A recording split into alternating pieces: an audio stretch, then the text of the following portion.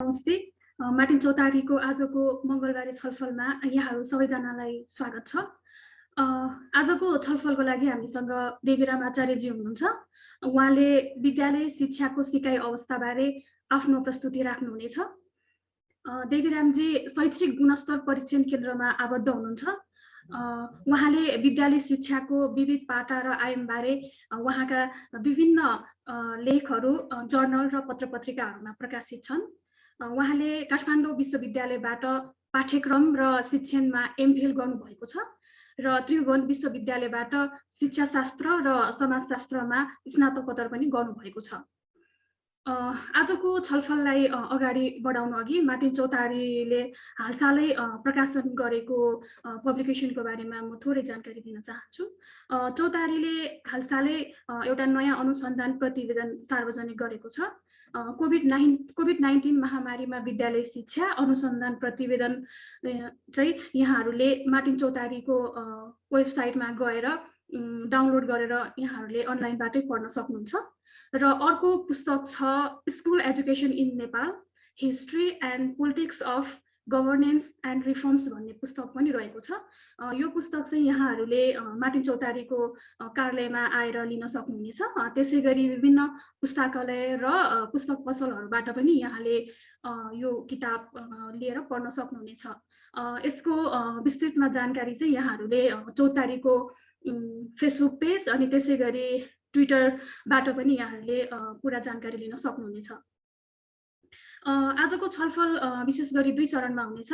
पहिलो चरणमा देवीरामजीले लगभग 40 देखि 45 मिनटसम्म आफ्नो प्रस्तुति दिनुहुनेछ र दोस्रो चरणमा चाहिँ हामी खुला छलफल गर्नेछौँ। खुला छलफल करिब 30 मिनटको हुनेछ। उक्त छलफलमा यहाँहरूले आजको यो विषयवस्तुमाथि आफ्नो प्रश्न राख्न सक्नुहुनेछ, जिज्ञासा र टिप्पणीहरू राख्न सक्नुहुनेछ। त्यसको लागि यहाँहरूले जुमको च्याट बक्स प्रयोग गर्न सक्नुहुन्छ। त्यसै गरी रेज ह्यान्डको अप्सन प्रयोग गरेर आफ्नै आवाजमा पनि राख्न सक्नुहुनेछ र फेसबुक लाइभबाट हेरिरहनु भएका सहभागीहरूले चाहिँ फेसबुकको कमेन्ट बक्समा लेख्न सक्नुहुनेछ। अब भने म आफ्नो प्रस्तुतिलाई अगाडि बढाउनु हुन देवीरामजीलाई अनुरोध गर्छु। सहभागी सबैलाई नमस्कार।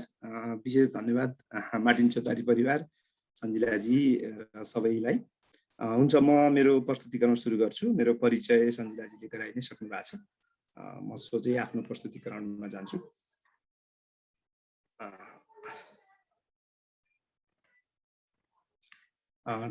हजुर,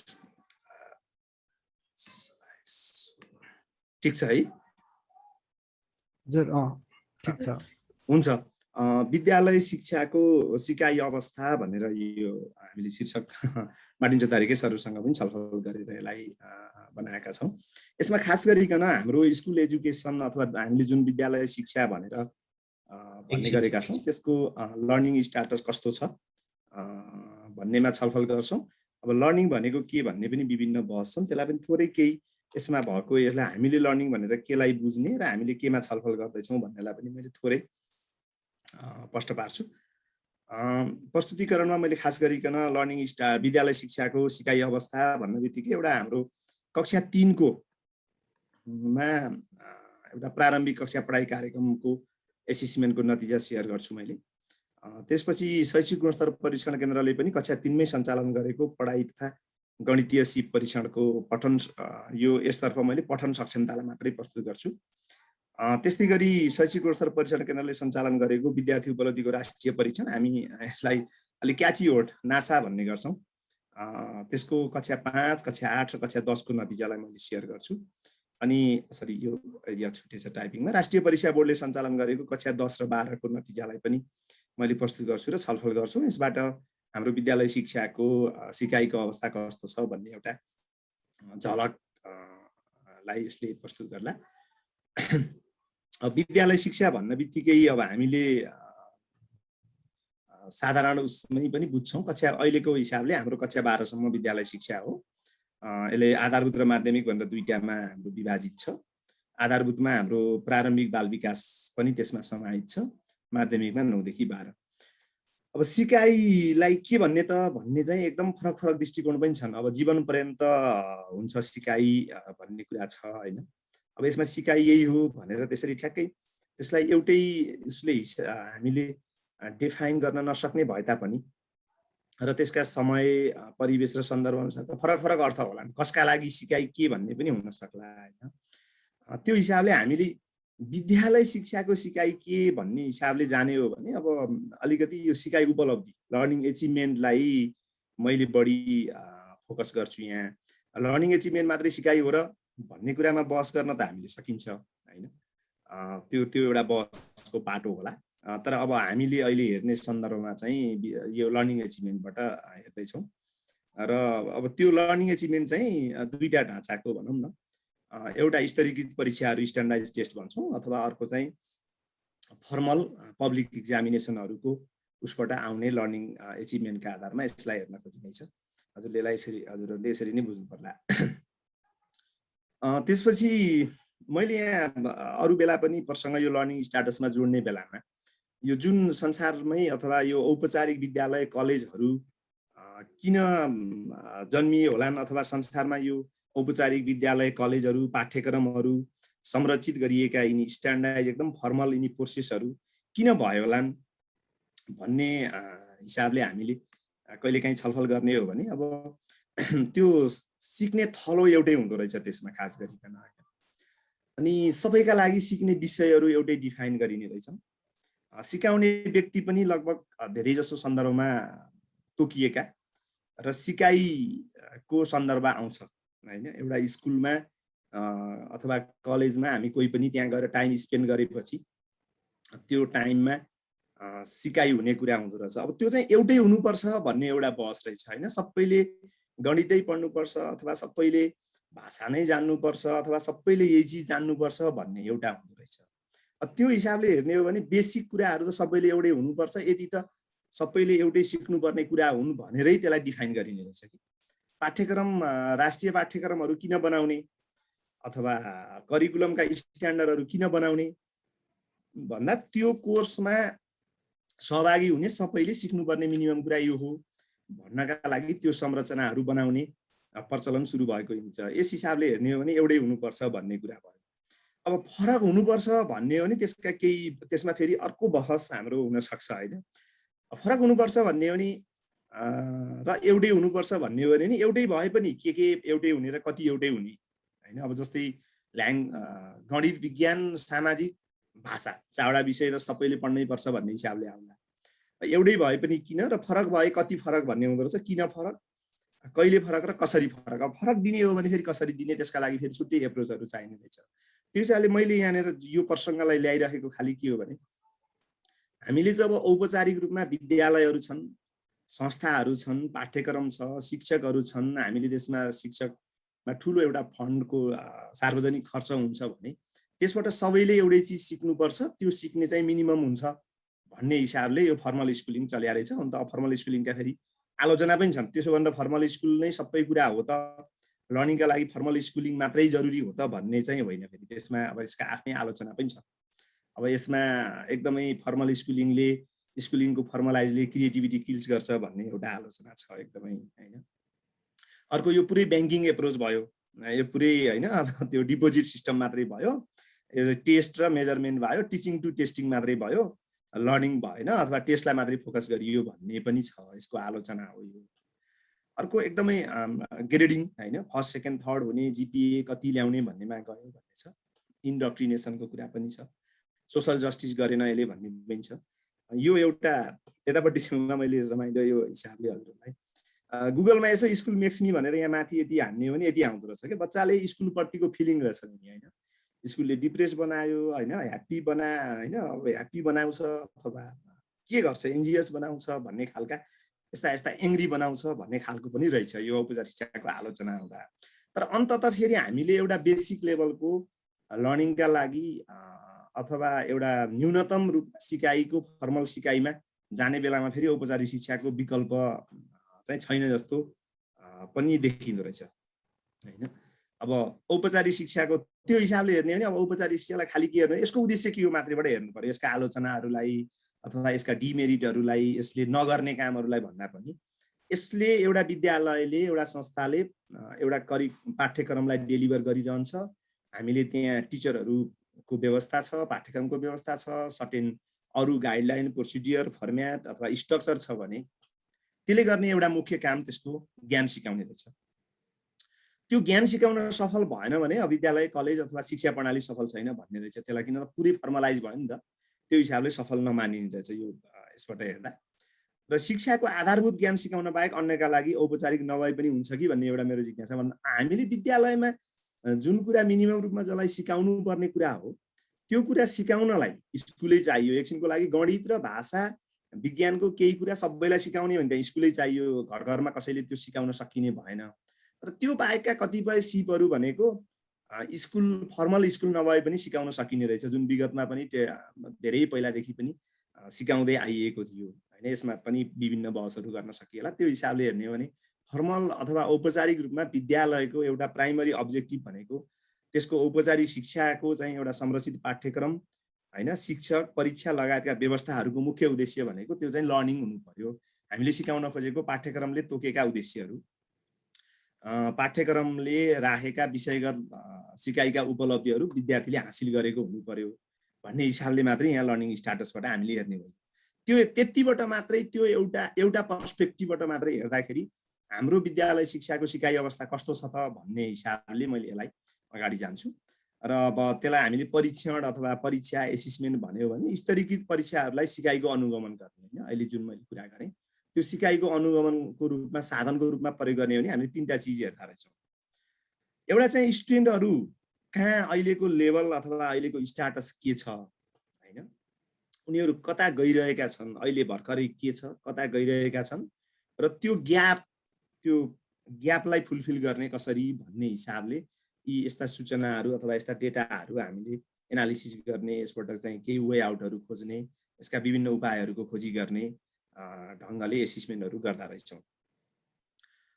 त्यसपछि मैले हाम्रो जुन शैक्षिक गुणस्तर परीक्षण केन्द्रबाट हुने गरेको परीक्षणको छोटो परिचय मात्रै गर्छु। राष्ट्रिय पाठ्यक्रमकै आधारमा पाठ्यक्रमले राखेका विषयगत रूपमा, कक्षागत रूपमा र विषयगत रूपमा राखेका उद्देश्यहरूको अगेन्स्टमा त्यसलाई मापन गर्ने गरी विकास गरिएको स्तरीकृत परीक्षा हो। विषयगत प्रश्नको साथसाथै त्यसमा सिकाइमा प्रभाव पार्ने विभिन्न पृष्ठभूमि सूचनाहरू पनि त्यसमा हुन्छन्, त्यसमा समावेश गरिएको हुन्छ। नमुना छनौट स्याम्पलमा हामीले रिसर्च गर्छौँ र त्यसको चाहिँ इस्टाब्लिस स्याम्पलिङ प्रोसिडियर नै फलो गर्छौँ होइन। हाम्रो क्लस्टर र ऱ्यान्डम मिसाएको हुन्छ, PPS भन्छ, probability to proportional to size भन्ने। अर्को तथ्याङ्क विश्लेषणका लागि विकसित तथ्याङ्क शास्त्रीय मोडेल आइटम रेस्पोन्स थ्योरीको प्रयोग गर्छौँ हामीले त्यसमा। र 3, 5, 8 र 10मा गणित, विज्ञान र भाषिक नेपाली र अङ्ग्रेजीका परीक्षणहरू गरिरहेछौँ। त्यहीँबाट आउने नतिजा र त्यसले नगरेका अरू केही नतिजाहरूलाई पनि मैले यहाँसँग प्रस्तुत गर्छु। अब हालसम्म गरेका स्टडीहरू हुन् 3, 5 र 8 र एउटा मात्रै हामीले 10मा एउटा मात्रै स्टडी गरेका छौँ। सुरु मैले कक्षागत रूपमा गर्छु। यसले वर्षहरू केही तलमाथि पर्न सक्छन् बिचमा अर्डरमा, तर कक्षा अनुसार कक्षा 3 देखि 12 सम्मको सिकाइलाई मैले प्रस्तुत गर्छु। कक्षा 3 को एउटा राष्ट्रिय प्रारम्भिक कक्षा पढाइ कार्यक्रम भन्ने 2015 देखि 2021 सम्म USAID को सहयोगमा गभर्नमेन्ट अफ नेपालको परियोजनाको रूपमा यो सञ्चालन भएको थियो। र यसले चाहिँ बेसलाइन, मिडलाइन र इनलाइन तीनटै इभ्यालुएसन गरेको थियो, आफ्नो प्रोजेक्ट एरियामा गरेको छ। त मैले इनलाइनको नतिजालाई मात्रै हजुरलाई सेयर गर्छु। अब यसमा खास गरिकन बच्चाहरूको कक्षा 3 को अन्तिममा पुग्दा पनि नेपाली भाषामा लेखिएका शुद्ध शब्दहरू अथवा त्यो पढ्न सक्ने क्षमता एकदम कमजोर भयो भनेर शिक्षा मन्त्रालयकै अगुवाईमा सन् 2014 मा एउटा स्टडी भयो।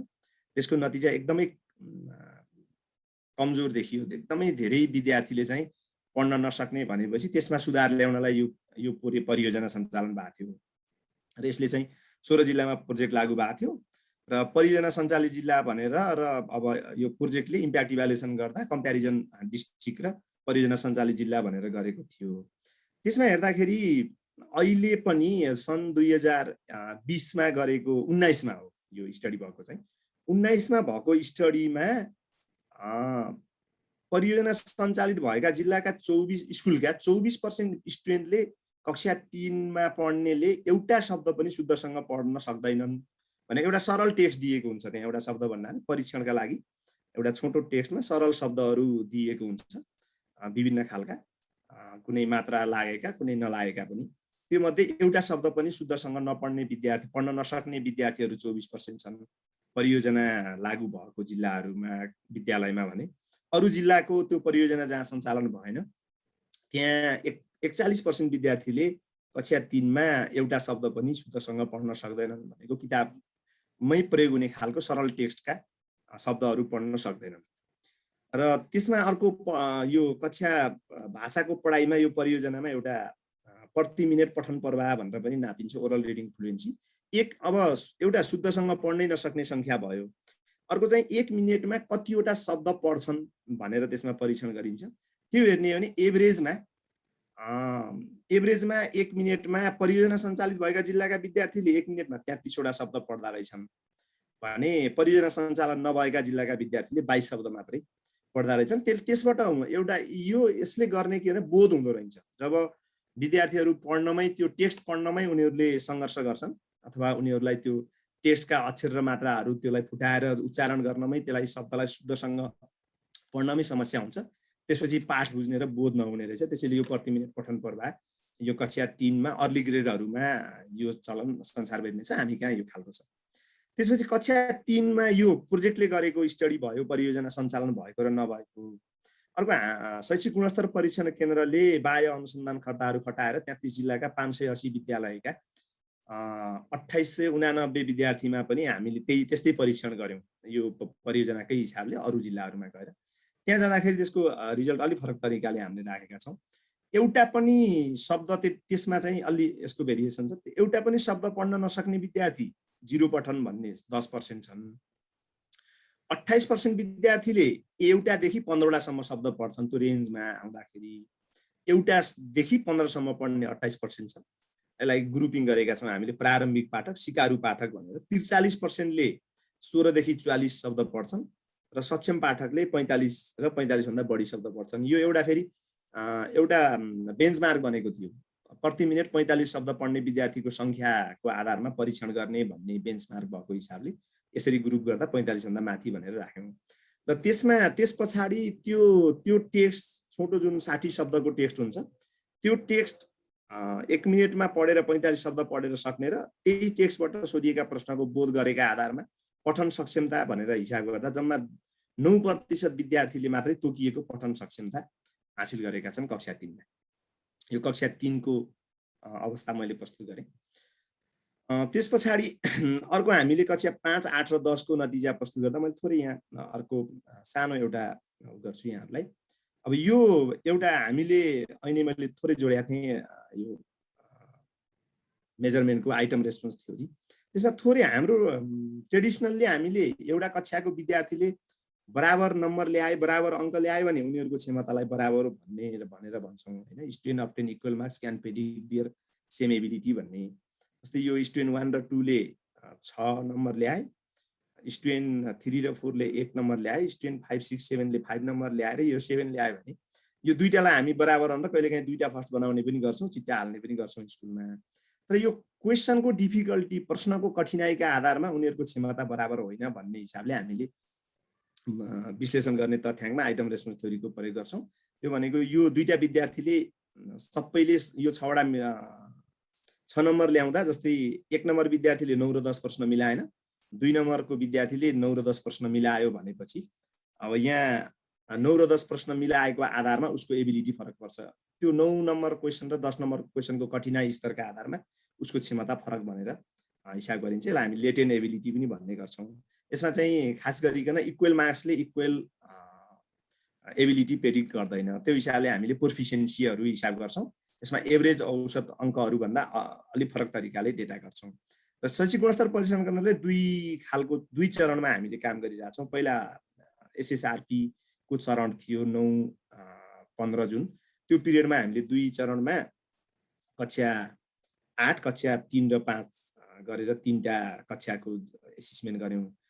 पहिलो चरणमा 11 र 13 मा कक्षा 8 र कक्षा 3 र 5 को एकैचोटि भयो भने दोस्रो चरणमा 12 र 15 मा भएको थियो। त्यो सबैले वर्षहरू यता आउँदाखेरि एउटा कक्षा 8 को नेपालीको घट्ने दर अलिकति 49 बाट 48 मात्रै थोरै मात्रै थोरै एकदमै एकमा औसतमा एक मात्रै घटेको देखिन्छ भने अरू सबै विषयहरूको सिकाइ उपलब्धि चाहिँ पहिलो चरण र दोस्रो चरणमा घटेको पाइएको छ। यो 15 भन्दा अगाडिको हो, अब धेरै वर्ष पनि 10 वर्ष पनि भइसक्यो यो डेटाहरू हामीले हेरेको। त्यस पछाडि पछि एसएसडिपी को पिरियड सुरु भएपछि हामीले अलिकति प्रोफिसियन्सी लेभलबाट यसलाई औसतबाट भन्दा विद्यार्थीहरूले कति प्रोफिसियन्सी लेभलमा छन् भनेर पछि हेर्न थाल्यौँ। त्यसमा सन् 2018 मा कक्षा 5 को परीक्षणमा हामीले हेर्ने हो भने यो ग्रुपिङ अनि स्टुडेन्टको एबिलिटीको आधारमा उनीहरूलाई हामीले ग्रुपिङ गर्दा त्यतिखेर हामीले यो 4 वटा समूह बनाएका छौँ। 4 वटा समूहमा हेर्दाखेरि 28% विद्यार्थी मात्रै कक्षा 5 मा तोकिएको सिकाइ उपलब्धि जति हासिल गर्नुपर्ने भनेर मिनिमम लर्निङ मिनिमम भन्दा पनि त्यसको एउटा कक्षा 5 को विद्यार्थीले सिक्नुपर्ने विषय कति हो भनेर जुन पाठ्यक्रमले निर्धारण गरेको छ त्यो निर्धारण गरेको विषयका हिसाबले कक्षा 5 को सिकाइ अवस्थाको उसमा 28% विद्यार्थीले मात्रै गणितमा यो यतापट्टिको गणित हो टपिक सायद छुटेछ कि गणितमा 28% ले मात्रै सही सिकाइ गरेका छन् भने यता नेपालीमा चाहिँ 45% ले त्यो कक्षाको स्तरको सिकाइ गरेका छन् र गणितमा 40% ले चाहिँ कक्षा 5 को एकदमै मिनिमम लर्निङ गर्नुपर्ने विषयमा मिनिमम लर्निङ छ। नेपालीमा 35 छ र यता गणितमा 32% ले चाहिँ 5 कक्षामा सिक्नुपर्ने जति कुरा सिकेकै छैनन्, उनीहरू बिलो बेसिक भन्छौँ हामी। र यतापट्टि 20% ले नेपालीमा चाहिँ कक्षा 5 को सिकाइ सिक्नुपर्ने कुरा छैन, उनीहरू 5 कक्षा भन्दा उनीहरूको लेभल चाहिँ तलै छ। यो कक्षा 5 को हो। त्यसपछि कक्षा 8 मा हामीले 3टा विषयमा गरेका थियौँ। यो 3टा विषयमा यसको लेभल चाहिँ अलि फरक छ। कक्षा 5 मा हामी 4 लेभलमा गरेका थियौँ, कक्षा 8 मा चाहिँ 6 लेभलमा बाँडेका छौँ। यो माथिल्लो 3टा लेभल चाहिँ यो दुईटा चाहिँ कक्षा त्यो तोकिएको कक्षाको सिकाइको उच्चतम स्तरमा हो। जस्तै त्यो हिसाबले हेर्ने भने गणितमा 14% स्टुडेन्टहरूले फेरि कक्षा 8 मा 17 को कक्षा 8 हो यो 14% स्टुडेन्टहरू एउटा राम्रो उसमा छन्। त्यसपछि विज्ञानमा 10% मात्रै छन्, यो डेसिमलमा छ। थोरै माथिको चार्टमा यो थोरै स्पेस हुँदाखेरि यो डेसिमल थोरै गर्यो र यता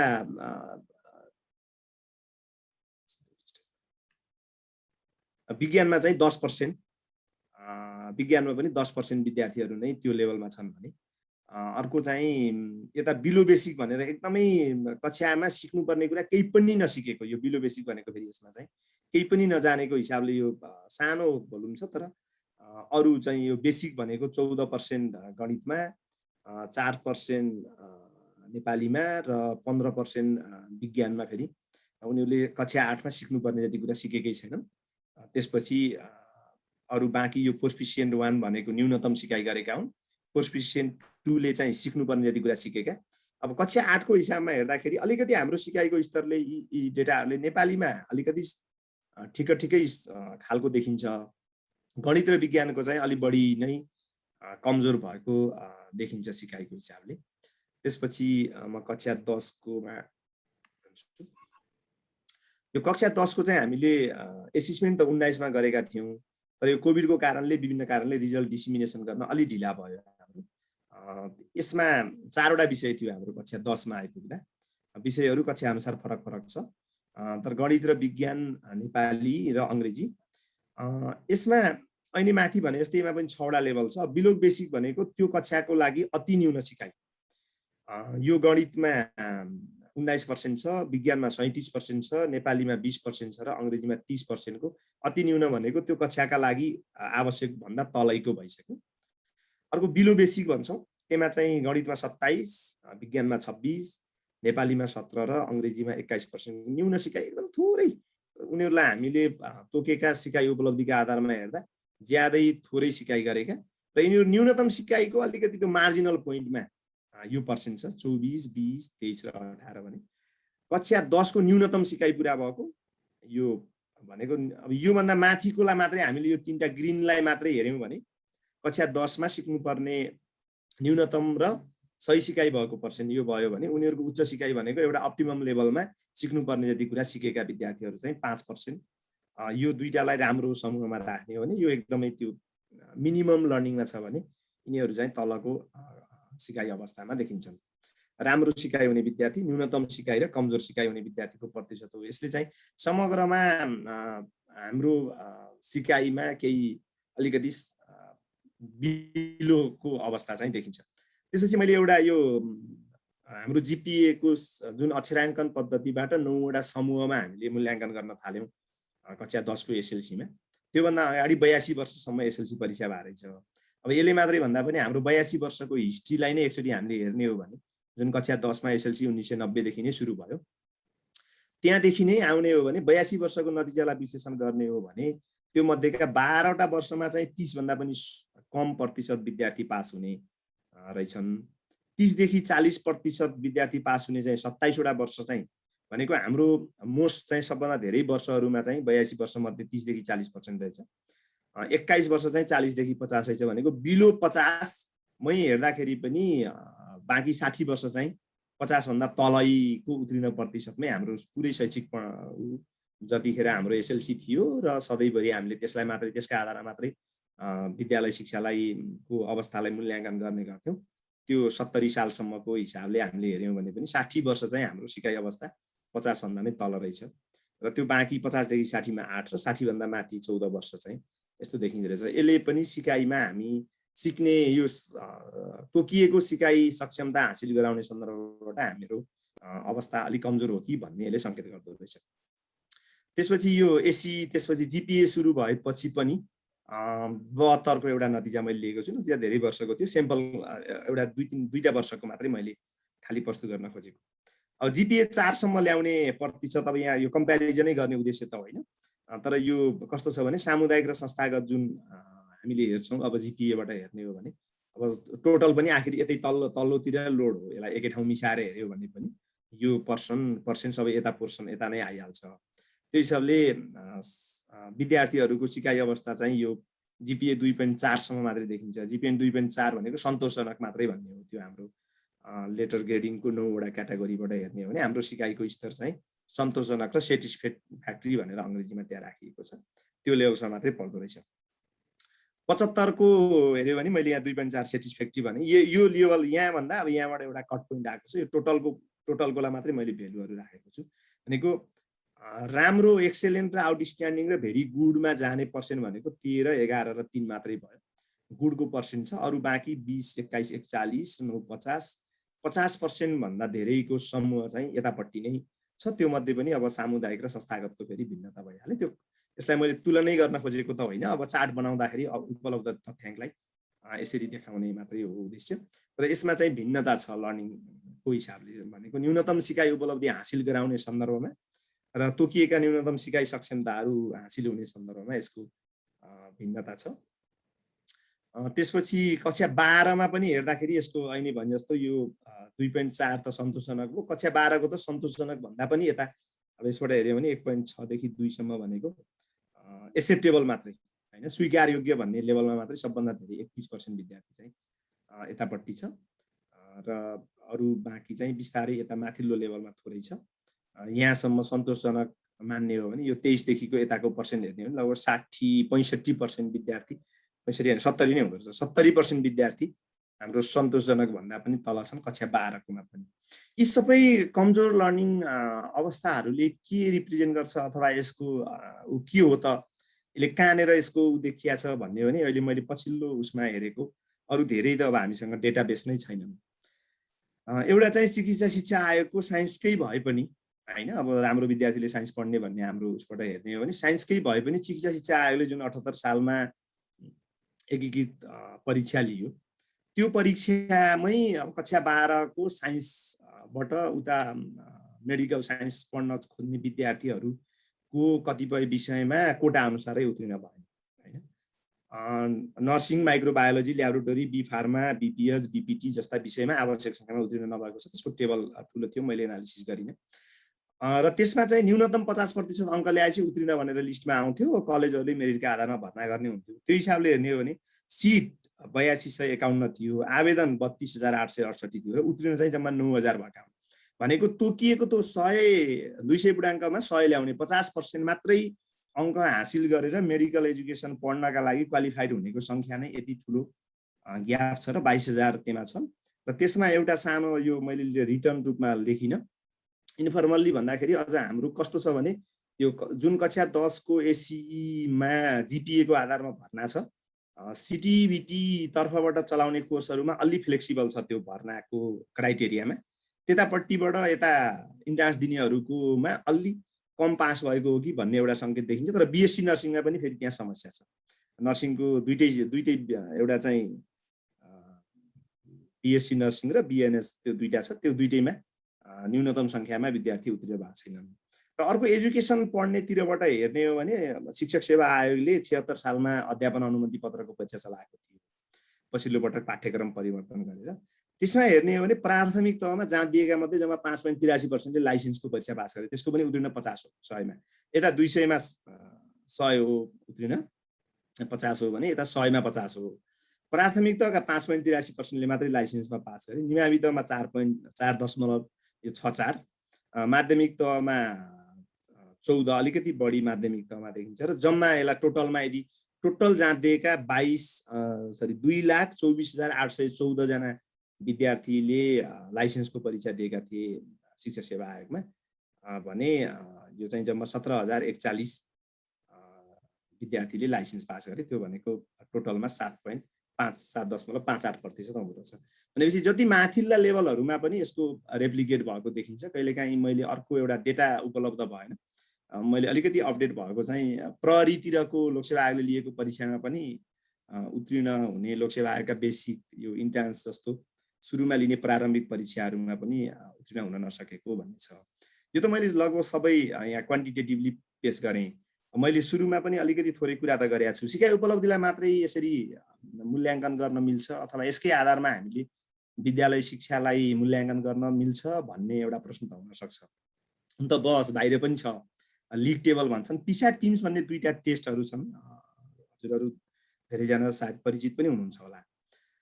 OECD कन्ट्रीमा programme for international student achievement भनेर पिसा भन्ने टेस्ट हुन्छ, रिडिङ म्याथमेटिक्स साइन्स र प्रब्लम सल्भिङको।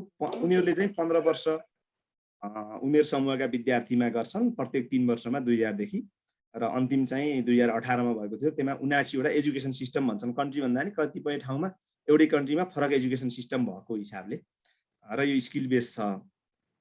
अब हामीले जुन र टिम्स भन्ने छ अर्को, trends in international mathematics and science study भन्ने, यसको म्याथमेटिक्स र साइन्सको जाँच हुन्छ कक्षा 4 र 8 को प्रत्येक 4 वर्षमा, र 19 मा भएको थियो। यसको सबै डकुमेन्टहरू हाम्रो गुगलमा जति उपलब्ध छन्। अब यसैको आधारमा मूल्याङ्कन गर्ने हो त, अङ्कका आधारमा भन्ने हो भने हामीले जहिले पनि जुन सिङ्गापुरलाई संसारको बेस्ट एजुकेसन सिस्टम भन्छौँ, फिनल्यान्ड, जापान, कोरियाको जुन लिन्छौँ, तिनीहरूको बेस्ट एजुकेसन सिस्टम भनेकै यिनै टेस्टहरूमा उनीहरूले यसरी हुने इन्टरनेसनल एसेसमेन्टका टेस्टहरूमा राम्रो पर्फर्मेन्स गरेरै उनीहरू चाहिँ राम्रो भनेर हामीले बुझिरहेको हिसाबले। र मैले सुरुमा पनि ब्याकग्राउन्ड गरेको थिएँ, औपचारिक विद्यालयको अथवा औपचारिक शिक्षाको एउटा औपचारिक त्यसको तोकिएको उद्देश्य हुन्छ, त्यो उद्देश्य हासिल गर्न ऊ सक्षम हुनुपर्छ, अरू भनेका उसका सेकेन्डरी हुन् भन्ने हिसाबले हेर्ने हो भने हामीले यसको आधारमा विद्यालय शिक्षालाई मूल्याङ्कन गर्न मजाले मिल्छ। र दिगो विकास लक्ष्यको 4.1.1 को इन्डिकेटरले पनि अहिले जुन मैले प्रोफिसियन्सी लेभलको स्टुडेन्टको कुरा सेयर गरेका थिएँ हजुरहरूलाई, त्यसैको आधारमा मोनिटरिङ गर्ने भनेर राखेको छ। प्रोफिसियन्सी लेभल पार गर्ने विद्यार्थी कति छन् भनेर त्यो हिसाबले हेर्ने हो भने यिनै सिकाइ उपलब्धिको गर्ने तौर तरिका, विधि, पद्धति, विषयहरू, कक्षाहरू फरक हुन सक्छन्। तर एजुकेसन विद्यालय शिक्षाको औपचारिक विद्यालयहरूको मूल्याङ्कन गर्ने एउटा मुख्य र सबभन्दा बढी प्रयोगमा आउने आधार भनेको सिकाइ उपलब्धि नै रहेछ। र त्यसको आधारले हेर्ने हो भने मैले आफूले यसमा यो स्टडीहरूमा इन्भल्भ हुने र स्टडीमा रुचि राखिरहने हिसाबले हेर्ने भने हाम्रो विद्यालय शिक्षाको लर्निङ स्ट्याटस चाहिँ कमजोर छ भन्ने मैले निष्कर्ष निकाल्छु। र के त सुधारको लागि भन्ने पनि हुनसक्छ। हुन त यो पुरै अब तथ्याङ्कहरू भए यसले त्यति क्वालिटेटिभली कुरा त गर्न अलि गाह्रो हुन्छ। तैपनि एक दुईवटा कुरा मैले मेरो आफ्नो ज्ञान र अनुभवको आधारले भन्ने हो भने कक्षा कोठाको धेरै काम भएका छन्, तर हाम्रो एजुकेसन सिस्टममा सुधारै नभएको भन्ने पनि होइन। थुप्रै रिफर्महरू भए, थुप्रै चेन्ज डेभलपमेन्टहरू छन्, तर कक्षा कोठाभित्र चाहिँ हाम्रो चेन्ज र रिफर्म अथवा त्यो डेभलपमेन्ट पुगेन कि, त्यो हिसाबले कक्षा कोठाको व्यवस्थापन र सिकाइ लक्षित भएन। प्रोग्रामहरू नै त्यो बच्चाका लागि लर्निङ टार्गेटेड देखिएनन् एउटा। अर्को मैले त्यही अहिले जवाफदेही प्रणाली अलिकति त्यो लर्निङका लागि एकाउन्टेबल भएन हाम्रो सिस्टम चाहिँ। जति विद्यार्थी फेल भए पनि खासै फरक पर्दैन, पास भए पनि खासै फरक पर्दैन। त्यसको हिसाबले कहिलेकाहीँ टिचिङ टु द टेस्ट त हुन्छ, तर मिनिमम हिसाबले लर्निङ चाहिँ हुनुपर्छ। र राइट टु एजुकेसनको पछिल्लो चाहिँ के हो भने विद्यालयमा टाइम स्पेन्डिङ गर्ने मात्रै राइट टु एजुकेसन होइन, विद्यालय गएर उसले सर्टेन आवर यदि टाइम स्पेन्ड गर्छ भने त्यहाँ लर्निङ पनि हुनुपर्छ भन्ने हिसाबले सिकाइको अधिकार पनि हो भन्ने बुझाउनु जरुरी रहेछ। अर्को हामी कहाँ पहिला पनि त्यति प्रभावकारी नभएको, अझ सङ्घीयता पछि त अब त्यो लगभग अहिले नहुँदै नभएको ढाँचा भनेको शिक्षक सहायता प्रणाली, अनुगमन प्रणाली भनौँ, सहायता अलिक कमै थियो। अब यसको चाहिँ शिक्षक सहायता प्रणाली र तालिमको ढाँचामा अलिकति परिमार्जन र विद्यालयको नेतृत्व क्षमता र विकास र जवाबदेहितामा सुधार गर्न सक्यौँ यस्ता कामहरू भने अलिकति सुधार गर्न सकिन्छ कि भन्ने लाग्छ मलाई। मैले मेरो प्रस्तुतिकरणका लागि लिएका सन्दर्भ सामग्रीहरू यिनीहरू थिए र मैले यति कुरा गरेँ। हस्, धन्यवाद। हजुरहरूको जिज्ञासा केही भयो भने मैले राख्नेछु। सञ्जिलाजी मैले सकाएँ है त? हुन्छ, हस्, धेरै धेरै धन्यवाद देवीरामजी। अब हाम्रो खुल्ला छलफलको समय भएको छ। खुल्ला छलफलमा सहभागीहरूले आजको देवीरामजीको प्रस्तुतिमाथि तपाईँका टिप्पणी भए, प्रश्न भए अथवा जिज्ञासाहरू भए कृपया राख्न सक्नुहुनेछ। त्यसको लागि यहाँहरूले च्याट बक्स पनि प्रयोग गर्न सक्नुहुन्छ अथवा रेज ह्यान्डको अप्सन प्रयोग गरेर म बोल्छु भनेर तपाईँ आफैले पनि भन्न सक्नुहुन्छ है। हजुर हजुर, निराजनजी हात उठाउनु भएको हो? हजुर म्याम, नमस्कार। हजुर निराजनजी। हजुर राख्नुहोस् न, हजुरको समस्या अनम्युट गरेर राख्नु। म्युट छ हजुरको। हजुर सर नमस्कार। नमस्कार सर, अब यो अहिले मैले हेरिरहेँ यो आजको विद्यालय सिकाइ अवस्थाको होइन सर। हजुर। अब जस्तो अब हामीले अहिले हिँडिसकेको बाटो भनेको 1 देखि 15 सम्मको बाटो हिँडिसक्यौँ, सहस्राब्दी पनि हिँडिसक्यौँ।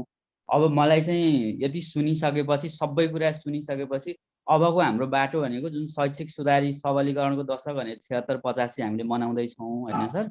अनि त्यसपछि अब सबैभन्दा मुख्य कुरा त भनेको राष्ट्रिय अन्तर्राष्ट्रिय सबै भनेको सस्टेनेबल डेभलपमेन्टको जो गोल नम्बर 4 जुन छ नि 2030 भनेको अब 21 पनि हाम्रो अब बितिसक्यो, अब त 22 लागिसक्यो। अब यसमा चाहिँ हामी के नेपालले अब त्यो सकिन्छ कि सकिँदैन होला कस्तो लाग्छ? अहिले मैले यो सुनिरहँदाखेरि त त्यो इरोको सबै रिपोर्टहरू त्यहाँ सरले देखाउनु सेयर गर्नुभएको हेर्दाखेरि त मलाई लाग्छ कि यो त यात्रा हाम्रो कठिन छ जस्तो लाग्छ सर। कस्तो लाग्छ सरले प्रश्न पारिदिनु न एकपल्ट। हस्, हुन्छ। मैले सञ्जिलाजी 1 बाइ 1 गरौँ कि के गरौँ? हुन्छ हुन्छ देवरामजी। निरञ्जन सरको जिज्ञासामा अब मैले के भन्छु, मेरो उसले भने अब एसडिजीको अब एउटा इन्डिकेटर मात्रै 4.1.1 को गुणस्तरको उसमा चाहिँ मिनिमम प्रोफिसियन्सी हासिल गर्ने स्टुडेन्ट हो। त्यसमा अब अरू इन्डिकेटर त 7 वटा छन्, 7+3 पनि हो, 10 वटा हजुर टोटलमा 7+3 हो। त्यो मध्येको 1 चाहिँ एउटा हाम्रो मिनिमम ग्रेड 3 र लोअर सेकेन्डरी भनेर लेखेको छ त्यहाँ। अर्ली ग्रेड र लोअर सेकेन्डरीको एउटा कक्षामा मिनिमम प्रोफिसियन्सी हासिल गर्ने विद्यार्थीको प्रतिशतलाई एउटा इन्डिकेटर त्यो हो लर्निङको। अरू पनि छन्, तर त्यही एउटा इन्डिकेटरको हिसाबले लर्निङको पर्सपेक्टिभबाट मात्रै हेर्ने हो भने हाम्रो लर्निङको स्ट्याटसमा अलिकति यात्रा कठिन छ निराजन सर। किन भन्दा विगतदेखि नै कमजोर छ र सुधार गर्ने अवस्थामा हामी अझै पनि हामी कक्षा कोठाभित्र फोकस भएर हाम्रा सुधारका कामहरू गर्न हामीले अझै सकिरहेको छैनौँ, मलाई त्यस्तो लाग्छ। हजुर हजुर, निरञ्जन कौरजी। नमस्ते देवीराम सर, धन्यवाद तपाईँको प्रेजेन्टेसनको लागि। सो म तपाईँले अन्त्यमा सोधेको एउटा प्रश्न जस्तै तपाईँले विभिन्न यो के अरे डिफ्रेन्ट टेस्टहरू होइन को बारेमा छलफल गर्नुभयो लर्निङ अचिभमेन्टलाई फोकस गरेर, अनि यसको आधारमा हाम्रो विद्यालय शिक्षाको गुणस्तर तोक्न मिल्छ कि मिल्दैन भन्ने खालको प्रश्न सोध्नु भएको थियो होइन। अनि म सुरुबाट यसो भन्दा चाहिँ म चाहिँ अलि 1-2टा पोइन्टमा आपत्ति जनाउन चाहन्छु होइन। हुन त अब हाम्रो एजुकेसन एकदमै कम्प्लेक्स कुरा हो, अनि यो एउटा ठिक बाटो भन्ने कहीँ पनि छैन। तर मेरो चाहिँ अब छोटो परिचय दिँदा मेरो खास एक्सपिरियन्स चाहिँ प्रावि लेभलमा छ होइन। प्रावि लेभलमा धेरै गहन गरेको पढाएको अनि नेपालमा टिचर्सहरूसित पनि काम गरेको हुनाले सो 2-3टा मिसिङ कुराहरू चाहिँ मैले अब हामीले यो लर्निङ अचिभमेन्टमा र यो टेस्टहरूमा मात्रै फोकस गर्यो भने अब मैले बुझेको अनुसार चाहिँ यो करिकुलम र शिक्षा नै विद्यार्थीहरूको लागि कतिसम्म व्यक्तिगत छ र कतिको अर्थपूर्ण छ भन्ने कुरा चाहिँ आएन होइन। अनि विशेष गरी नेपालको सन्दर्भमा र विशेष गरी प्राइभेट लेभलमा जस्तै तपाईँले कक्षा 3बाट सुरु गर्नुभयो नि, अनि कक्षा 3मा पनि अब हामीले जाँच लिँदाखेरि अब कतिपय विद्यार्थीले कति 24% विद्यार्थीले एउटा टेस्टमा अक्षरै चिन्न सकेन भन्ने आयो होइन। तर नेपालको अब यो बहुभाषिक सन्दर्भमा लिने हुँदा त कतिपय विद्यार्थीहरूको मातृभाषा नै नेपाली छैन भने अनि प्राइभेट लेभलमै अनुभव छैन भने 81 कक्षा 2मा सपोज स्कुल आयो भने उनीहरूलाई त्यो जाँच लिनु नै ठिक हो कि होइन, त्यहाँ त न्यायको कुरा आउँछ होइन। सो त्यस्तो कुराहरू। अनि जस्तै अब व्यक्तिगत रूपमा पनि प्राइभेट लेभलमा विद्यार्थीहरूले अब उनीहरूले कक्षा पाठ सिक्ने मात्रै होइन कि शिक्षकहरूले विद्यार्थीहरूको उनीहरूको बारेमा पनि सिक्ने हो कि होइन, उनीहरूको सन्दर्भ कस्तो छ, उनीहरूको रीतिरिवाज कस्तो छ होइन। अनि त्यो कनेक्सन भएन भने त्यो कक्षा जाने र सिक्ने मोटिभेसनै हुँदैन। सो त्यसैले मलाई यो सब जाँचहरूमा चाहिँ एकदमै ध्यान दिनुपर्छ होइन। अब अर्को मूल कुरा चाहिँ कक्षाको अब लर्निङ अचिभमेन्टमा केमा पनि जोडिन्छ भने कक्षाको वातावरण कस्तो छ होइन। अब विशेष गरी सानो बच्चाहरूलाई वातावरणै अलिकति कम्फर्टेबल भएन, आफ्नो व्यक्तिगत जीवन र आफ्नो इतिहाससित मिलेन भने अगेन त्यो डिस्कनेक्सन हुन्छ, बाहिरिएर जान्छन् होइन। सो त्यस्तो कुराहरूमा चाहिँ हामीले विशेष ध्यान दिनुपर्छ जस्तो लाग्छ। अनि मलाई चाहिँ अब सानो बालबालिकालाई चाहिँ अब यो कला साहित्य एक्सप्रेसन होइन अब त्यस्तो कुराहरू जाँच्न फेरि गाह्रो हुन्छ होइन। अनि किनभने त्यसैले अब हामीले धेरै अब खालि म्याथ साइन्स र भाषातिर जान्छौँ तर धेरै कुरा मिसिङ हुन्छ। अनि त्यसैले मलाई गुणस्तरमा चाहिँ धेरै धक्का जान्छ। अनि यो सब कुरा चाहिँ हाम्रो प्रणालीबाट अलिकति वञ्चितै छ। सो त्यसैले त्यो सुधार गर्नको लागि चाहिँ यो कुराहरूमा अनि विशेष गरी प्राइभेट लेभलमा चाहिँ अलि ध्यान दिनुपर्छ जस्तो लाग्छ मलाई। हजुर, निराजन सरकोमा असहमति हुनुपर्ने त खासै हजुरको कुरामा केही पनि छैन होइन, भनौँ न क्रस त्यस्तो एन्टी त। अब सरले भन्नुभएको एउटा पोइन्ट चाहिँ व्यक्तिगत हिसाबले हेर्ने हो भने मैले सुरुमा पनि एउटा दोस्रो स्लाइडमा जुन राखेको थिएँ नि होइन, अब फर्मल करिकुलम कति व्यक्तिगत हुनसक्छ कति चाहिँ कमन हुनसक्छ भन्ने नै हाम्रो त्यो एउटा बाँकी पनि छ। सरले भन्नुभएको मातृभाषाको इस्युमा म एकदमै अवेर छु फेरि त्यो हिसाबले। त्यो मातृभाषीहरूको सिकाइ निश्चित रूपमा नेपालीमा कमजोर हुन्छ, तर हाम्रो एसेसमेन्टको पर्सपेक्टिभबाट कहाँनिर जोडियो त्यहाँ भने त्यहाँ नेपाली विषय पनि पढाइ हुने हुनाले एउटा विषयको उसमा लर्निङ कस्तो छ उसको भन्ने हिसाबले दोस्रो भाषीको रूपमा पनि, तर सर्टेनली दोस्रो भाषीको नेपाली भाषा पहिलो भाषीको जति सिकाइ हुन सक्दैन त्यहाँ त कुनै अब डाउट हुने कुरा नै भएन। र मैले आफ्नो हिसाबले पनि सुधारको पोइन्टमा एउटा सरले भन्नुभएकोमा मेरो एग्री, कक्षाको वातावरण हामीले कक्षा कोठाभित्रका फोकस गर्ने वातावरणहरू अलिकति बच्चाहरूको सिकाइमा उनीहरूको इन्जोयलाई लर्निङ विथ इन्जोय अथवा लर्निङ विथ फनको पर्सपेक्टिभबाट हाम्रो काममा अलिकति ग्याप भएको कुरामा सरसँग म एकदमै सहमत छु। सरको यो भ्यालु एडका लागि एकदम धन्यवाद है सर। हजुर, थ्याङ्क यू। हरि घिमिरेजी। हजुर नमस्कार है सञ्जिलाजीलाई पनि नमस्कार, धन्यवाद। अनि देवीराम सरलाई पनि धन्यवाद। अनि धेरै जसो मैले सोध्न खोजेको कुराहरू त हाम्रो निराजन सरले धेरै भनिसक्नु भयो होइन।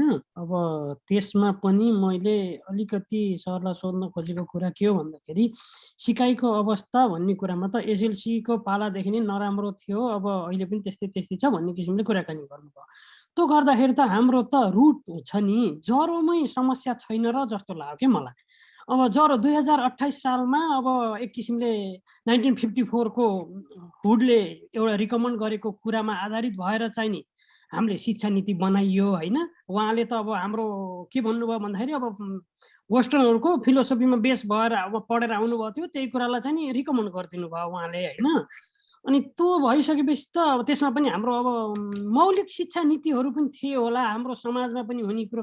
यो मौलिक शिक्षा नै हाम्रो अब पढेर पनि के काम लाग्छ र भन्ने कुरो भइसकेपछि त बच्चाहरूको पनि यो सिकाइको अवस्था तल गिर्दै जान्छ कि भन्ने छ। अब बरु मलाई त के जस्तो लाग्छ भन्दा 2028लाई नै कति पटक चेन्ज गरेर चाहिँ नि जनतन चाहिँ नि यो सिटामोल खुवाउँदै बचाइरहिएको छ।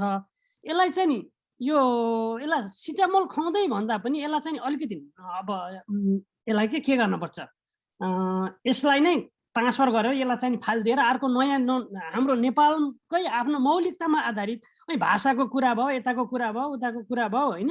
अब त्यो भनेको अब पश्चिमाहरूले बनाइदिएको शिक्षा नीतिमा चाहिँ भाषा पनि हालियो, यता पनि हालियो, यसो यसो जन्तन गरिएछ।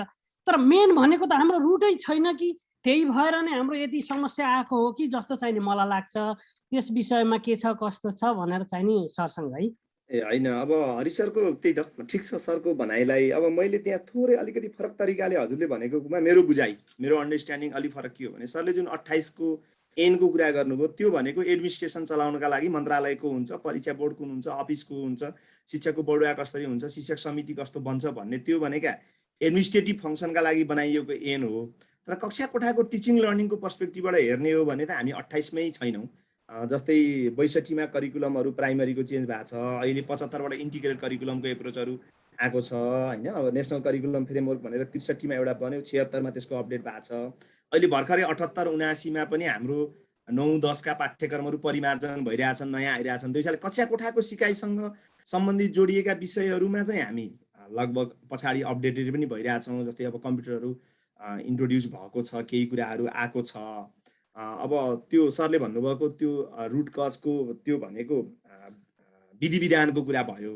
तर अब कक्षा कोठाभित्रको डेलिभरीबाट स्टुडेन्टले लर्निङ गर्नुपर्ने कुराको पर्सपेक्टिभबाट हेर्दाखेरि पछिल्ला समयहरूमा होस् अथवा अगाडिमा जरोभन्दा मैले चाहिँ फाउन्डेसनमा भने साना कक्षाहरूदेखि नै कमजोर हुँदै जान्छ, अनि उसको कुमुलेटिभ रूपमा त्यसको कमजोरी चाहिँ माथि थपिँदै जाँदा उसको चाहिँ त्यो सिकाइमा चाहिँ सबै कमजोर हुँदै जाँदो रहेछ भन्ने कुरा थप्न चाहे मैले हरि सरकोमा। शिक्षाको सान्दर्भिकताको पनि बहस सधैँ छ। फेरि शिक्षा कति सान्दर्भिक छ र ऊ त्यो पढ्नका लागि रुचि गर्छ, विद्यालय गएर सिकेको भरमा उसको दैनिकी जिन्दगीमा उसको जीवनीमा आउने चेन्जेसहरू देखिने चेन्जेसहरू के हुन् भन्नेसम्म प्रष्ट नभउँदा पनि सिकाइमा ध्यान विद्यार्थीको नपुग्ने हुनसक्छ। त्यसमा त असहमति रहेन हरि सर है। धन्यवाद हजुरलाई।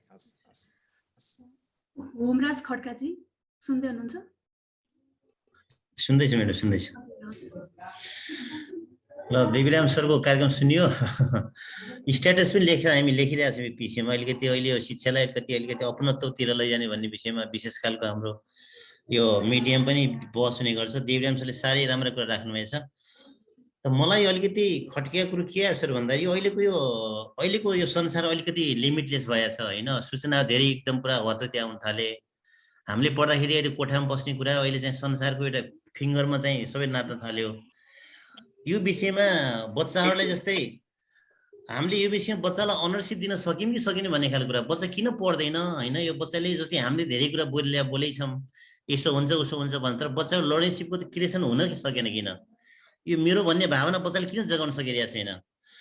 अनि अर्को कुरो मैले भर्खर एउटा स्ट्याटस लेखेको sir, why are children so push to develop their reading skills, they are less encourage to develop the listening skills, listening capacity, they seems to focus on the decoding data, what could be account for this भनेर एउटा बनाएँ क्या मैले भर्खरै होइन। यो कुरो हुन किन सकेन भने हामी जम्मै पढाइ इजिआरपीले पनि पढाइमै पेलिएको छ कि जम्मै पढाइ भनेको डिकोडिङ प्रोसेसमा होला। अनि सानो बच्चालाई पढ्ने भन्दा लेख्न बोल्न जान्छ होला, त्यो कुरा हामी अहिले लेस कन्सिडर गरिरहेछौँ होइन। अनि अब कुरो के भने हामीले अपनत्व दिन जान्दैनौँ किन? जस्तै कुनै मान्छेले मेरो भन्ने फिल गर्ने बित्तिकै त्यो कुरो बडो मायाले केयर गर्दो रहेछ, बडो मायाले हेर्दो रहेछ। उसलाई राम्रो बनाउने काममा, त्यसलाई म्याग्निफाई गर्ने काममा, त्यहाँ ठुलो पानी पोल सबै काम गर्छ। तर अर्काको हो भन्ने खालको फिल हो भने त्यो अर्काको लागि उसले बिगार्दो रहेछ क्या। यस्तो खालको चाहिँ मोनोसाइकोलोजी त। त्यसो बच्चालाई रिडिङमा पनि हामीले लर्निङ अनरसिप कसरी दिन सक्ने हो कि यो मैले गर्ने हो है अब यो काम भन्ने खालको फिल कहिले गराउने होला? यो गर्न सक्यौँ भने अहिले के हुन्थ्यो भन्ने खालको मेरो धारणा आउँछ। हजुर अब यस्तै हो हजुर। हामी जो यो फिल्डमा छौँ हामीले एडभोकेसी गर्ने हो, आफ्ना काम ड्युटीहरूलाई गरिरहने होला होइन उमराज सर।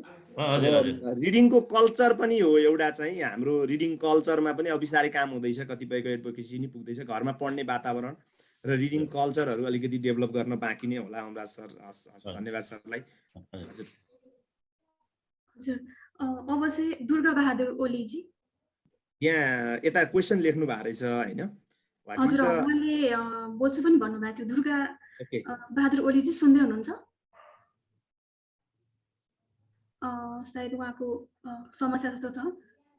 एउटा क्वेसन मैले उहाँको लिन्छु। What is the result of Nepalese education performance in पिसा? पिसासँग कम्पेयर गरेर हामीले त्यो पिसाको टेस्ट यहाँ भएको छैन दुर्गा सर।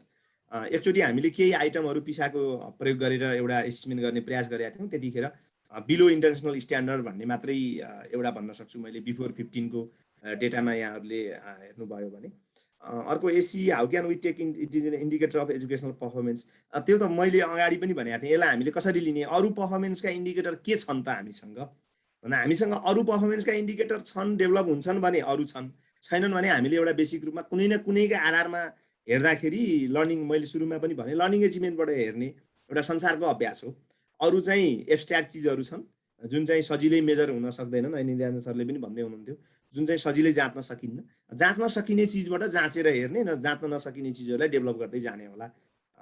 दुर्गा सर, अर्को तल ओमजीको, हजुर ओमजीले हात पनि उठाइराख्नु भएको छ। ओमजी तपाईको पालो अब। ओम बहादुर कार्कीजी तपाईको म्युट छ, अनम्युट गरेर बोल्नु न है। नमस्ते नमस्ते। नमस्कार। यो एकदमै महत्त्वपूर्ण कुराहरू देखाउनु भएको छ देवराम सरले। यो एकदमै कमजोर अवस्था छ सिकाइको भन्ने छ, तर यो कमजोर अवस्था हुनुमा चाहिँ हाम्रो पोलिसी लेभलमै चाहिँ अलिकता समस्या छ कि भन्ने लाग्छ।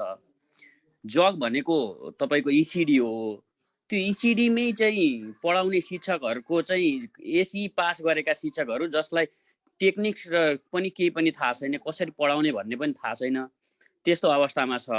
बच्चालाई जाने बित्तिकै एकैचोटि क ख लेखाउने छ, त्यो 4 स्किल्स भन्ने कुरा पनि थाहा छैन। इन्टिग्रेटेड करिकुलम भनेको छ, इन्टिग्रेटेड करिकुलमको बारेमा आजसम्म थाहै छैन के हो भन्ने कुरा छ। टिजी पनि थाहा छैन इभन कति टिचरहरूलाई, प्राय धेरै जसोलाई। भने यो अवस्थामा मापन गरेर त यो यस्तै नै आउँछ होइन र सर? भोलिका दिनमा पनि यो पोलिसी लेभलमै त्यसरी चाहिँ यसलाई सुधार्दै जानुपर्ने होइन र? अब यसमा ठ्याक्कै मैले अब पोलिसी पर्सपेक्टिभबाट आन्सर त दिन मेरो लिमिटेसन, अब त्यो हिसाबले मैले ओमजीलाई भन्न, मैले चाहिँ अब ओमजीलाई भन्न अहिलेका पछिल्ला केही इफोर्टहरू भनौँ न, जुन अब इसिडीको सकाको योग्यता र क्षमतालाई पहिला हामीले इसिडी सुरु हुँदाखेरि स्कुल स्ट्रक्चरमा थिएन, सुरु भयो त्यो बेलामा केही सर्टेन लेभलको सर्टेन आवर 2-4 घन्टा जति पढाउने, थोरै पारिश्रमिकमा काम लगाउने, अझ कक्षा 8 पढेकाहरूलाई त्यसमा बच्चाहरूलाई भुलाउने हिसाबले हाम्रो त्यो सुरु भएको देखिन्छ। तर अहिले पछाडि डेभलप हुँदै आउँदाखेरि यसमा अलिकति धेरै इन्भेस्टमेन्ट, सकाहरूको क्वालिफिकेसन र उनीहरूको दुईटा चिज, मोटिभेसन पनि अहिले जरुरी छ। किन भन्दा अहिलेको बजेटले पालिकाले तलब थपिदिने भन्दाखेरि धेरै पालिकामा तलब थप्न नसकेको अवस्था छ।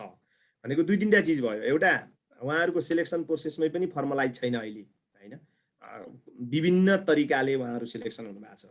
अनि जबको कुनै त्यो सेक्युरिटी नहुँदा फेरि त्यसलाई प्लेटफर्म पनि बनेको छ कतिपयको केसमा।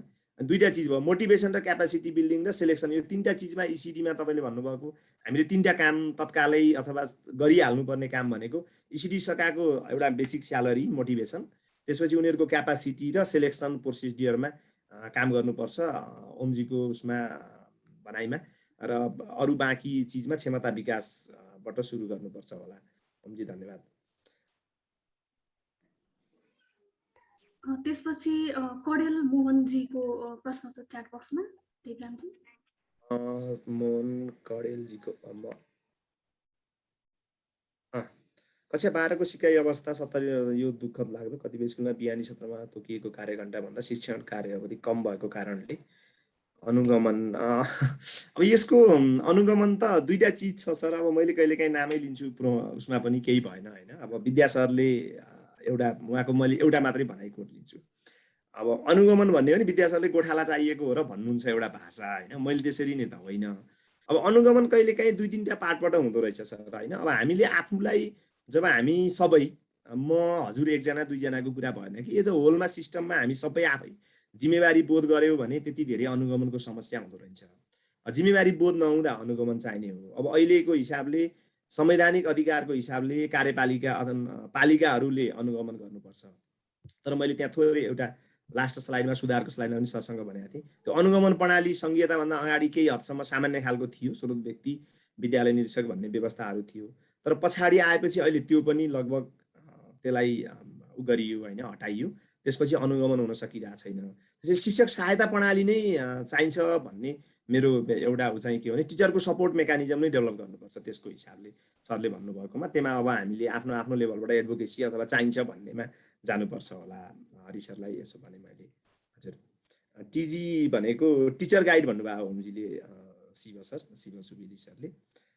Suppose teacher understand this issue how can teacher classroom level address such. सञ्जिलाजीको हजुर हजुर सुमन ऋषि सुमनजीले ठिक छ। अब यसमा त्यही त हजुरले पनि भन्नुभयो अब हामीले अलिकति आफूलाई अकाउन्ट दुईटा चिज भयो। हामी आफै जिम्मेवार सबै जोसुकै हामी शैक्षिक प्रणालीभित्र रहेका जोसुकै पनि हामी आफू जिम्मेवार हुने कुरा एउटा रहेछ। अर्को अकाउन्टेबिलिटीको कुरा रहेछ। अकाउन्टेबल हुने मेकानिजम डेभलप भयो भने त्यसले केही सपोर्ट गर्छ पक्कै पनि। हजुर अनि त्यसपछि अर्को छविजीको पनि प्रश्न छ च्याट बक्समै। छवि सरी म सर्दैछु है। छवि चौलागाई शीर्षक अनुसारको रकम प्रयोगमा आएको देखिँदैन। रित्तो अधिकांश थाहा छैन। कक्षा कोटा निर्देशिका छैन प्रयोगमा छैन।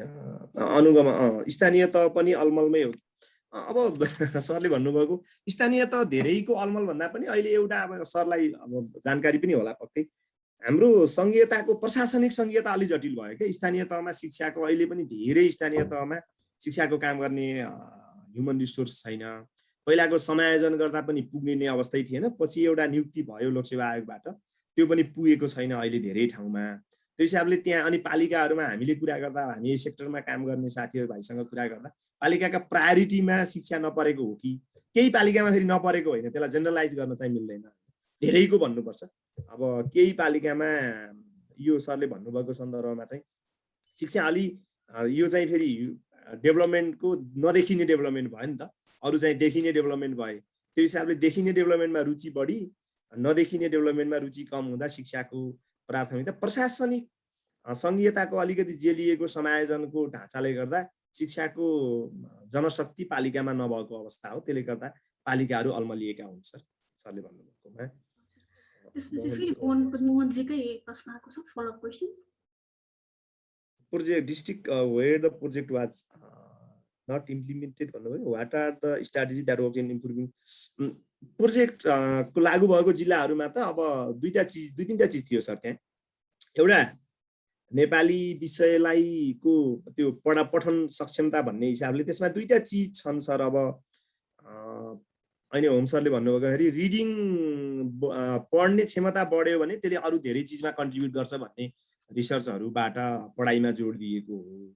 त्यसमा चाहिँ नेपाली भाषाको पाठ्यपुस्तक अलग्गै डेभलप हो। पहिला मेरो कक्षा 1 को पाठ्यपुस्तक भन्नेबाट अभ्यास पुस्तिका भन्नेहरू सामग्री विकास भए। डिकोडेबल पठन भन्ने साना साना किताबहरू सामग्री विकास भए। शिक्षक तालिमहरू पर्याप्त मात्रामा शिक्षकको तालिमहरू चल्यो। अनुगमन सपोर्ट सिस्टम पनि अलिकति डेभलप भयो त्यहाँ। र अलिकति रिडिङ गर्नका लागि साना कक्षाका बालबालिकालाई 1 का 2 का विद्यार्थीलाई पनि रङ्गीन कथाका चित्र किताबहरू थुप्रै सामग्री सप्लिमेन्ट हुँदाखेरि त्यसले सरले भन्नुभएकोमा अलिकति रिजल्टमा कन्ट्रिब्युट गरेको छ। त्यसले पठन सिप विकास गराउन एउटा शिक्षकले के गर्नु पर्ला भन्नुभएको छ। अब रिडिङ कल्चर र रिडिङ ह्याबिट दुईटा चिज रहेछन् हैन। ह्याबिट डेभलप गर्ने कुरा छ। यसलाई अलिकति रिडिङ कल्चर र रिडिङ ह्याबिटको हिसाबले हामी छुट्टै ठुलो अलि लामै बहस पनि चाहिएला। त्यसमा खास गरिकन अब शिक्षकहरूले पढ्ने सिपको विकास गराउने सन्दर्भमा दुईटा चिज। एउटा पढ्ने सामग्री चाहिँदो रहेछ। सबभन्दा पहिला मसँग पढ्ने सामग्री हुनु पर्यो। त्यसपछि मसँग पढ्ने सिप चाहियो हैन।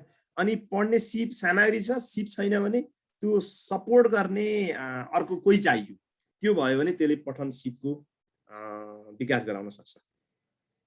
तीनटा चिजबाट हामीले इन्टिग्रेटेड रूपमा हेर्यौं भने हेमजीले education officer are only focus on administrative function than academic function local level can make it to improve quality education. अब हेम सरको जिज्ञासा मेरो भनाइ मैले यही फिल्डमा हेरिरहँदाखेरि उहाँहरूको काम एडमिनिस्ट्रेटिभ नै तोकिएको छ। एउटा टर भन्छ नि हामी जब डेस्क्रिप्सन भन्छौँ उहाँहरूलाई त्यही काम तोकिएको छ। कतिपय पालिकामा त अब तलबै निकासा गर भनेर लेखाले नै त्यही काम शिक्षा शाखालाई लगाइदिएको छ।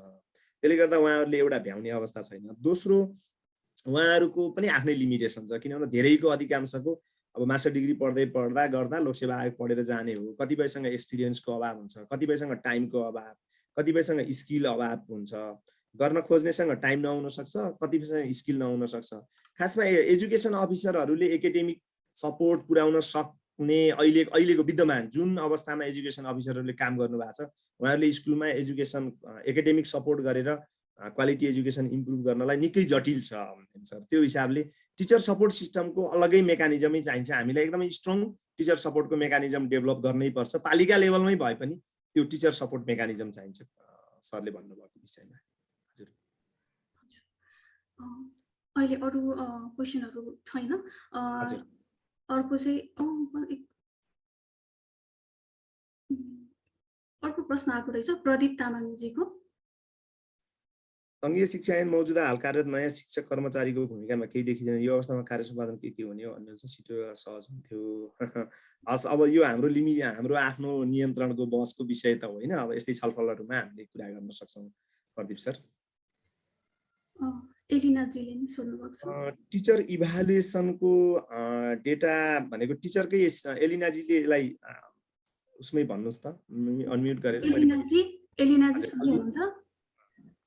अलि प्रश्न पार्नु त। अलि प्रश्न भएन, त्यही भएर एलिनाजी सुन्दै हुनुहुन्छ? एलिना श्रेष्ठजी। हजुर सुनिरहेको छु। अघि जसरी विद्यार्थीहरूको सिकाइको मूल्याङ्कन भइरहेको थियो नि, त्यसरी नै टिचरहरूको नि अकाउन्टेबिलिटी चाहिँ कसले होल्ड गर्छ, अनि त्यस्तो डाटाहरू शिक्षक रिलेटेड केही छैन भन्ने कुरा। अनि अघि नै हजुरले राम्रो विद्यार्थीले मात्र साइन्स पढ्छ भनेर जुन स्टेटमेन्ट हो नि, त्यो चाहिँ कस्तो अलि अनौठो सुन्ने। अनि त्यो जुन हामीले नै यसरी भन्दाखेरि चाहिँ यो प्लेटफर्ममा होइन।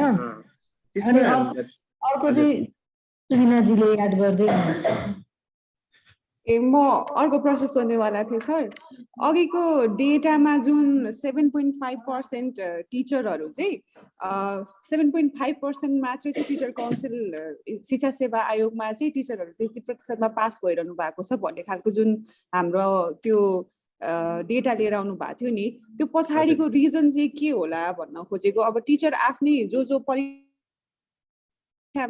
के अरे परीक्षा दिनुहुन्छ उहाँहरू आफ्नै इनिफिसियन्सीले गर्दाखेरि हो कि, या हाम्रो त्यो इभ्यालुएसन रुब्रिकै कस्तो छ, कस्तो खालको प्रश्नहरू आइरहेको छ जसले गर्दाखेरि त्यति कम प्रतिशतमा चाहिँ टिचरहरू चाहिँ पास गरिरहनु भएको छ? त्यो अलिकति मलाई चाहिँ आश्चर्य लाग्यो। अनि यसैमा शिक्षकको कुरा भइरहेको नि सर। यसमा अभिभावकहरू बाँकी विद्यार्थी र शिक्षक बाहेक अरूको चाहिँ के जिम्मेवारी छ त यसलाई शैक्षिक शिक्षालाई चाहिँ सिकाइलाई चाहिँ राम्रो अगाडि लानलाई? हुन्छ, सुरु गरौँ। हजुर, अब एलिनाजीको टिचरको डेटा चाहिँ त्यो इभ्यालुएसनको हिसाबले हामीसँग त्यस्तो टिचरको डेटा चाहिँ छैन होइन।